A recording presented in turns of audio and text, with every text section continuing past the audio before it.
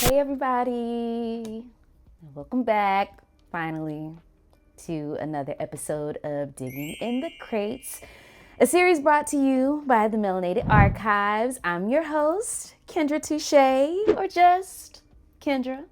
Before we get started, I know it's been a hot minute since my last video. It was the summer and I wanted to pause some things to enjoy it, and to really be real right now. I've learned I can't sacrifice my peace for the sake of constant content. I'd rather just give you guys integrity rather than the hustle culture, because that grind will grind you down. You know what I'm saying? We take it to the Most High and we go to bed, Joseph. If you know that line, then you're already in the right place for today's story, because we're talking about the life, artistry, and tragic story of Sonja Davis, a black stunt woman whose name is circulating again after actor Clifton Powell spoke on her death in an interview with The Art of Dialogue. Shout out to them and their YouTube channel, so make sure that you go check it out. Davis lost her life in 1994 while doubling for actress Angela Bassett on the set of the 1995 film Vampire in Brooklyn. And once again, if you know the reference, then you know that Angela Bassett also played Katherine Jackson on, what is it called? What's the movie called? The Jacksons, An American Dream, the 1992 film. Okay? Sonja Davis lost her life in 1994 while doubling for Angela Bassett on the set of the 1995 film Vampire in Brooklyn. But to fully understand her story, we have to dig into the larger history of black stunt performers in Hollywood. So without further ado, let's dig in, y'all.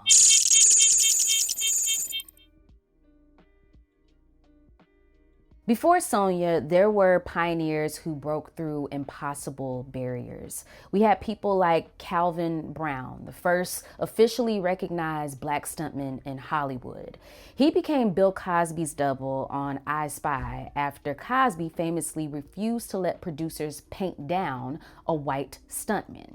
Now, the term paint down was used to describe the practice of using black makeup and sometimes wigs to darken the skin of a white stunt performer so they can double, basically, for a black actor rather than hiring an experienced black stunt performer for the role. Basically, it was just like another form of blackface, but for stunt performers. The 1960s were pivotal in changing all of that. And by 1965, that year, it sparked another revolution, because Calvin Brown didn't just perform stunts, he helped form the Black Stuntmen's Association, creating a training ground in Compton for other black performers locked out of Hollywood's stunt schools. Another pioneer was Toni Vaz, the first black stunt woman that is publicly recognized. She appeared in over 50 films, often under dangerous conditions. Now check this out. On the set of Porgy and Bess in 1959, she leaned on a deliberately weakened railing that collapsed, nearly killing her. No warning, no safety prep, just a mattress on the ground and a shot of brandy. Now later, while doubling for actress Juanita Moore, she revealed that she was paid only $40 for a Jeep crash while her white counterpart earned $350. Despite this, Vaz became a powerhouse, even founding the NAACP Image Award, a legacy that still honors black excellence to this very day. Now, these trailblazers cracked down doors, they opened them, but the road remained treacherous for those who continue to follow. And that brings us back to Sonja Davis. Sonja Davis was born June 1st, 1962. She was the daughter of Wanda Sapp. Now, athleticism ran in her blood. Her father was a skydiver, for God's sake, so that should tell you something. And before stunts, she was an aerobics instructor and nutritionist. But in the late 80s, stunt coordinator Greg Elm introduced her to the craft. Now, she trained with his family in South Central LA and fell in love with the adrenaline, the precision, and the community, right? She quickly made a name for herself. Bob Miner, another veteran stuntman, called her the top black female stunt person in the business. Her credits included Poetic Justice, Blank Man, Strange Days, Deep Cover, Low Down Dirty Shame, which is one of my personal favorites, and she doubled for stars like Janet Jackson, Whoopi Goldberg, and of course, Angela Bassett. She was more than a stunt woman, though. She was a rising force in Hollywood, someone that they needed desperately. Now, sadly, every bit of that was tested when in November 1994, Sonja was doubling for Angela Bassett in Vampire in Brooklyn. The stunt, a 42-foot backward fall from a rooftop into an alley. Now, the alley was only about 12 feet wide with an airbag covering the ground below. The margin of error was said to be very, very slim. Sonja had rehearsed the stunt and had approved the setup, but on the day of the fall, things changed. She was instructed not to push back, but just to relax and fall straight. When she went over, her body didn't land where it needed to. Only her toes touched the edge of that airbag. It wasn't by any means a clean fall. And that combination of hitting the wall and the ground caused the catastrophic injuries. Her family, her mother, and 2 siblings were actually on set that day and even prayed with her before the jump. Her brother Patrick, who was filming the stunt, captured the fatal fall on camera. Sonja was rushed to the hospital, placed in a coma, and tragically passed away 13 days later. She was only 32 years old. Her mother later recounted that as Sonja stood on the ledge of that building that day, she asked the stunt coordinator 3 times, "Are you sure? Are you sure? Are you sure?" It was also revealed that the airbag had been moved by crew members on set without her approval. Now, Davis's family ended up suing the hell out of Paramount and Eddie Murphy Productions for negligence, arguing that she was told to jump without a safety line. The case eventually settled out of court.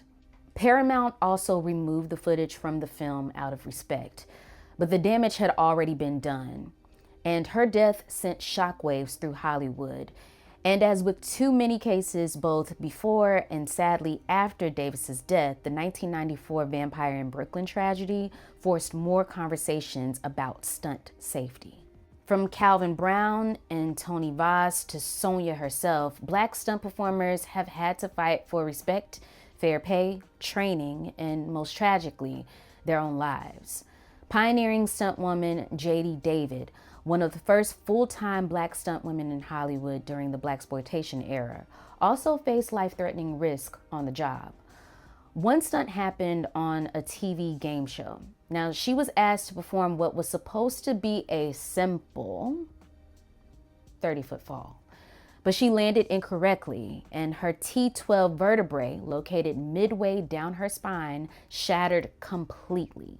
Now, doctors feared that she might never walk again, and after an intense 9-hour reconstructive surgery, JD spent a year in a special plaster cast that encased her upper body from her neck to her hips, making even the simplest tasks like bathing incredibly difficult. Now, her story underscores just how dangerous stunt work can be, even for the most experienced performers. These stories have been documented over the years, some ending in tragedy, like that of Sonja Davis. And the risk and sacrifices, they extend far beyond all racial lines in the stunt profession. We know that. But thankfully, today, there are more Black stunt coordinators, more women of color in the field, and more safety protocols than ever. Now, Sonja's story is a reminder that behind every breathtaking stunt is a human life, one worth honoring, remembering, and learning more about. That concludes this episode of Digging in the Crates. My hope is that you walk away with a deeper understanding of Sonja Davis's story herself, of course, and continue doing your own digging and researching into the Black stunt industry of today and yesteryear, and the sacrifices that shaped it. If you found this meaningful, please like, subscribe, and share. Follow the Melanated Archives across all of our social media platforms, and check the links in my bio to support this work. Until next time, remember, melanated isn't just a skin tone, it's a mindset too. And as long as you can see in color, you have the power to create worlds that celebrate each and every one of us living here. I'm Kendra Touche. Thanks so much for joining me, y'all. And I promise I will be back sooner rather than later. I'm out. Peace.